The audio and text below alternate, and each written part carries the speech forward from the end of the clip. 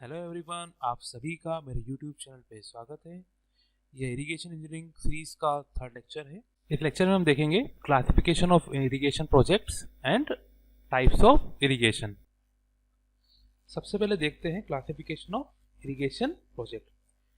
इसको तीन तरीके से क्लासिफाई किया है: major, medium and minor project. Major project क्या होते हैं? मतलब वो प्रोजेक्ट जो लगभग 10,000 हेक्टेयर से ज़्यादा जमीन की सिंचाई करे। ठीक है।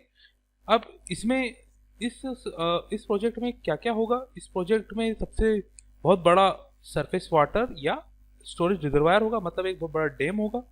ठीक है। उसके साथ ही इसमें एक क्या होगा? फ्लो डाइवर्जन स्ट्रक्चर होगा, मतलब वियर होगा या बराज होगा। मतलब इसमें जो मेजर प्रोजेक्ट में बहुत बड़ा डैम और एक बहुत बड़ा वियर या बैराज हो सकता है। ठीक है। और ये लगभग 10,000 हेक्टेयर से ज़्यादा जमीन को सिंचाई करेगा। सेकंड आपका मीडियम प्रोजेक्ट है। मीडियम प्रोजेक्ट लगभग 2,000 से 10,000 हेक्टेयर भूमि का सिंचाई करने में सक्षम होते हैं। ठीक है। मतलब जो प्रोजेक्ट 2,000 से 10,000 हेक्टेयर तक की भूमि को सिंचित करे तो उसे हम क्या बोलेंगे? Medium project. इसमें भी एक डैम होगा मीडियम साइज का और डाइवर्जन स्ट्रक्चर होगा, वो भी मीडियम साइज का होगा। ठीक। मतलब मेजर और मीडियम प्रोजेक्ट दोनों ही के लिए हमको बड़े डैम या बड़ा सरफेस रिजर्वायर, सरफेस स्टोरेज चाहिए। मतलब एक हमको सरफेस स्टोरेज चाहिए। मतलब जैसे मान लो कि कोई बड़ा तालाब है या बड़ा रिजर्वायर है, नेचुरल रिजर्वायर, ऐसी कुछ स्ट्रक्चर हमको चाहिए, तभी हम इतना बड़ा प्रोजेक्ट कर सकते हैं। क्योंकि आप सीधी सी बात है, 10,000 हेक्टेयर बहुत बड़ी जगह है और इसके लिए हमको पानी की रिक्वायरमेंट भी ज़्यादा होगी। अब बात करते हैं माइनर प्रोजेक्ट की। तो माइनर प्रोजेक्ट जो होते हैं वो 2,000 हेक्टेयर से कम के लिए होते हैं। मतलब जब भी आप भूमि की सिंचाई करो और वो 2,000 हेक्टेयर से कम की है, मतलब जो एरिया 2,000 हेक्टेयर से कम है और उसके लिए आप प्रोजेक्ट बना रहे हो, तो वो क्या कहलाएगा? Minor project. और इसमें हम जो सोर्स होता है पानी का वो होता है आपके ट्यूबवेल्स या सरफेस वाटर होंगे। ठीक है।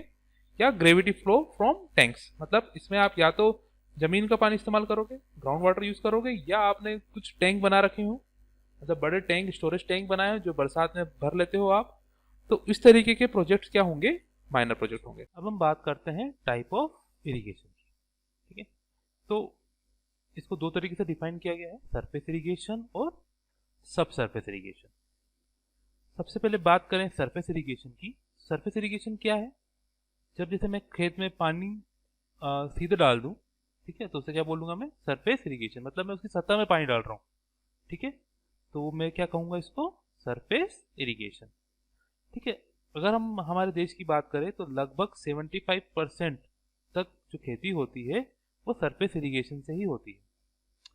ठीक है। इसमें सरफेस इरिगेशन में बहुत ज़्यादा मात्रा में पानी इस्तेमाल होता है, क्योंकि हमको लगभग पूरे खेत में पानी पहुंचाने के लिए उसको पानी को बहुत देर तक देना पड़ता है, तभी वो पूरे खेत तक पहुंच पाता है। ये हो गया आपका सरफेस इरिगेशन। सरफेस इरिगेशन दो तरीके से होते हैं: फ्लो इरिगेशन और लिफ्ट इरिगेशन। मतलब प्रवाह सिंचाई और लिफ्ट सिंचाई। सबसे पहले हम बात करें प्रवाह सिंचाई की। तो इसमें क्या होता है कि जो हमारा पानी है, यानी कि जहाँ से हम पानी ला रहे हैं, वो क्या है? कुछ ऊंची जगह पर है। मतलब मान लो कि ये मेरा खेत है ना? तो मुझे पानी, जो मेरा रिजर्वायर है, वो कहाँ है? वो कोई ऊंची जगह पर है। ठीक है। और मैं केनाल के थ्रू अपने खेत तक पानी को खुद ब खुद आने दे रहा हूँ। मैं इसमें कोई भी पंप का इस्तेमाल नहीं कर रहा हूँ। तो मैं इसे क्या बोलूंगा? फ्लो इरिगेशन बोलूंगा। ठीक है। मतलब प्रवाह सिंचाई बोलूंगा। मतलब मैं पानी कहाँ से ला रहा हूँ? किसी ऊंची जगह से लेके आ रहा हूँ। ठीक है। वैसे ही आपका लिफ्ट इरिगेशन हो गया। लिफ्ट इरिगेशन में क्या हो रहा है कि मुझे पानी, जैसे इसमें क्या होगा लिफ्ट इरिगेशन में, कि मेरा जो पानी है, या तो मैं उसको ग्राउंड के अंदर से लेके आऊंगा। मतलब पानी कहाँ से ला रहा हूँ मैं? लिफ्ट करके इस तरीके से मैं पंप के द्वारा, ये मेरा पंप हो जाएगा, है ना? ये मेरा पंप हो गया। मैं पंप के द्वारा पानी को खींच रहा हूँ जमीन में से और फिर कहाँ अप्लाई कर रहा हूँ? अपने खेत में। तो मैं इसे क्या बोलूंगा? लिफ्ट इरिगेशन बोलूंगा। एक बार फिर से देखें लिफ्ट इरिगेशन क्या होता है? लिफ्ट इरिगेशन मतलब कि जब मैं खेत में पानी किसी निचली जगह से लेके आ रहा हूँ, जैसे कि ग्राउंड वाटर का इस्तेमाल कर रहा हूँ, मैं कुएं का इस्तेमाल कर रहा हूँ, ठीक है, या ट्यूबवेल का इस्तेमाल कर रहा हूँ, तो उसे हम क्या बोलेंगे? लिफ्ट इरिगेशन बोलेंगे, ठीक है। मतलब कोई निचली जगह से पानी को ऊपर लेके आना और फिर सप्लाई करना कहाँ पर? खेतों में, ठीक है। अब बात करते हैं फ्लो इरिगेशन के फ्लो इरिगेशन में भी टाइप्स हैं, पैरेलल इरिगेशन और फ्लड इरिगेशन। पैरेलल इरिगेशन की बात करें, पैरेलल मतलब होता है 12 मासी, ठीक है। मतलब एक ऐसा इरिगेशन सिस्टम जिसमें पानी हम साल भर खेतों तक पहुंचा सकें, ठीक है। मतलब खेत के लिए, मतलब फसल बोने के लिए साल भर हमारे पास पानी अवेलेबल रहे, तो हम उसे क्या बोलते हैं? पेरेनियल इरिगेशन, ठीक है। बात करें फ्लड इरिगेशन की, तो फ्लड इरिगेशन मतलब होता है कि आपको सिर्फ जब बाढ़ आएगी, मतलब या बाढ़ आएगी नदी में, तभी आप अपने खेतों में क्या कर पाओगे? अपनी पानी को सप्लाई कर पाओगे। मतलब क्या कर सकते हो? उसको फ्लड करोगे। देखा जाए तो मैं अपने पूरे खेत को पानी से भर दूंगा, ठीक है। इस तरह की खेती में आप देखा होगा कि हम धान की खेती में इस तरीके का सिंचाई इस्तेमाल करते हैं, जिसमें हम पूरा फ्लडिंग कर देते हैं, और ऐसा हम तभी करते हैं जब हमारे पास बाढ़ का पानी हो। फ्लड इरिगेशन अधिकतर आपने देखा होगा जहां पर किसी नदी का डेल्टा बनता है, ठीक है, मतलब ऐसी जगह जहां पर बाढ़ का पानी अवेलेबल है, तब वहीं पर हम इसको यूज करते हैं, क्योंकि इसमें बहुत ज्यादा पानी की जरूरत पड़ती है, ठीक है। इसे अनकंट्रोल्ड फ्लडिंग भी बोलते हैं, कंट्रोल्ड और अनकंट्रोल्ड फ्लडिंग बोलते हैं, ठीक है। फिर बात करते हैं हम पैरेलल इरिगेशन की। 12 मासी सिंचाई में भी दो तरीके से होती है, एक होता है डायरेक्ट इरिगेशन और एक स्टोरेज इरिगेशन। सबसे पहले बात करें डायरेक्ट इरिगेशन की, तो डायरेक्ट इरिगेशन मतलब पानी हमारे पास हो सकता है कि नदी में हमेशा अवेलेबल हो, ठीक है, और उस नदी से हम क्या करें? पानी सप्लाई करें हमारे खेत। तो हम ऐसा कब कर सकते हैं? मान लो कि मेरी ये एक नदी है, ठीक है, इसमें मैंने क्या करा? इसमें हमेशा पानी रहता है, ठीक है।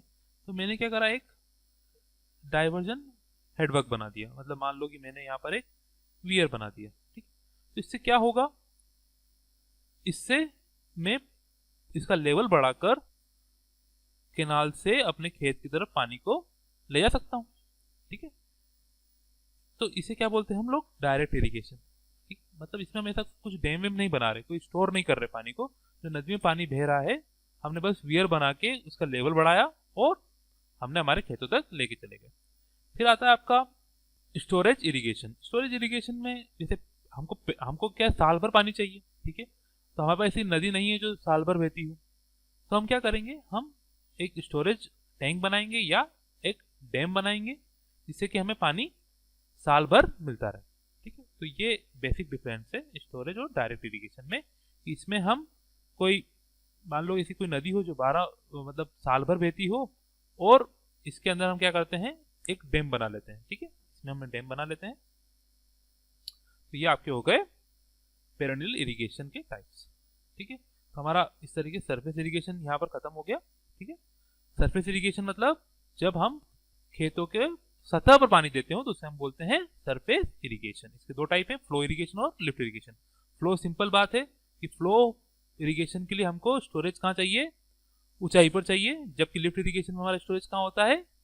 थोड़ा निचली जगह पर होता है, ठीक है। मतलब हमको उसको खींच के लाना पड़ेगा पानी को, किससे? पंप से लाना पड़ेगा, मतलब उसको पंप करना पड़ेगा, ठीक है। फ्लो इरिगेशन दो टाइप के हैं, आपका पेरेनियल इरिगेशन और फ्लड इरिगेशन। पेरेनियल मतलब साल भर हम इसे सिंचाई कर सकते हैं, जबकि फ्लड इरिगेशन में जब बाढ़ का पानी होगा नदी में तभी हम इससे सिंचाई कर पाएंगे।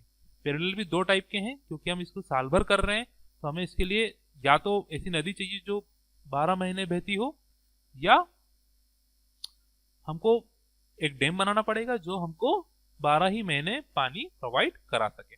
अब हम बात करते हैं सबसरफेस इरिगेशन, मतलब भूमिगत सिंचाई। तो भूमिगत सिंचाई क्या होती है? भूमिगत सिंचाई मतलब होता है कि अगर मैं पानी डायरेक्ट प्लांट के रूट तक पहुंचा दूं तो वो क्या कहलाएगा? भूमिगत सिंचाई। कैसे पहुंचाऊंगा? मैं एक पाइपलाइन बिछा दूंगा पहले, ठीक है। मतलब पहले मैं खेत में एक गड्ढा खोदूंगा, फिर मैं पूरी पाइपलाइन सिस्टम बिछा दूंगा, फिर क्या करूँगा, मैं वापस से मिट्टी डाल दूंगा उसमें, ठीक है।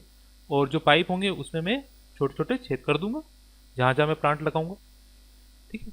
उससे क्या होगा कि जैसे मैं पाइप में पानी डालूंगा तो उस छेदों से वो पानी प्लांट के रूट तक पहुंच जाएगा। मतलब कि मान लो कि ये मेरा एक प्लांट है,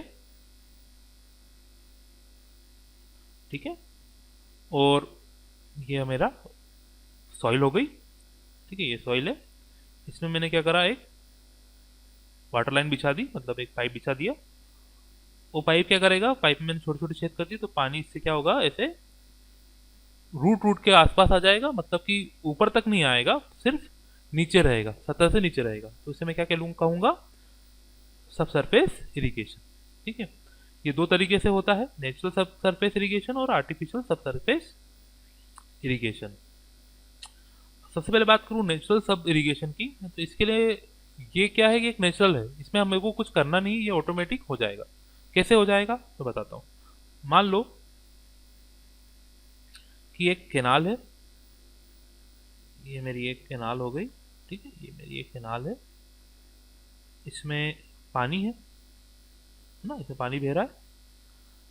तो इसके आसपास जो जमीन होंगी, ठीक है, जैसे मान लो कि इसके आसपास की जमीन है, तो क्या होगा कि क्योंकि पानी थोड़ा बहुत तो रिसेगा ही, ठीक है। मान लो कि इसमें लाइनिंग नहीं है, अर्दन है, तो पानी क्या करेगा, इस तरीके से इसमें नीचे अंदर जाएगा, जमीन के अंदर जाएगा, और जमीन के अंदर जाएगा तो क्या करेगा, ये पानी ऐसे वाटर टेबल, इस तरीके से वाटर टेबल क्या करेगा, बढ़ा देगा। मतलब जो मेरी वाटर टेबल है, मतलब जो ग्राउंड वाटर है, वो क्या होगा, ऑटोमेटिक उसकी ऊंचाई बढ़ जाएगी, ठीक है। तो ये जो पानी है, इससे मैं यहाँ पर क्या कर सकता हूँ, ऐसे प्लांट लगा दूं, तो मुझे ऑटोमेटिक इस कैनाल को, इस कैनाल के बिना, मतलब इसको पानी निकाले बिना ही मैं क्या कर सकता हूँ, सिंचाई कर सकता हूँ, ठीक है। ऐसा मैं हर जगह नहीं कर सकता, मतलब जो जहाँ जहाँ ऐसी जगह है जहाँ पर वाटर टेबल ज़्यादा है, जहाँ पर पहले से ही पानी है जमीन के नीचे, तो उस जगह पर मैं इस तरीके की सिंचाई कर सकता हूँ। नेचुरल, इसको क्या बोलेंगे हम, नेचुरल सब इरिगेशन। अब आर्टिफिशियल सब इरिगेशन क्या होता है। आर्टिफिशियल सब इरिगेशन मतलब कि जहां पर मुझे पानी देने के लिए कोई सिस्टम लगाना पड़े, मतलब पाइप बिछाना पड़े, ठीक है, इस तरीके के सिस्टम को क्या कहलाएंगे, आर्टिफिशियल सब इरिगेशन मेथड, ठीक है।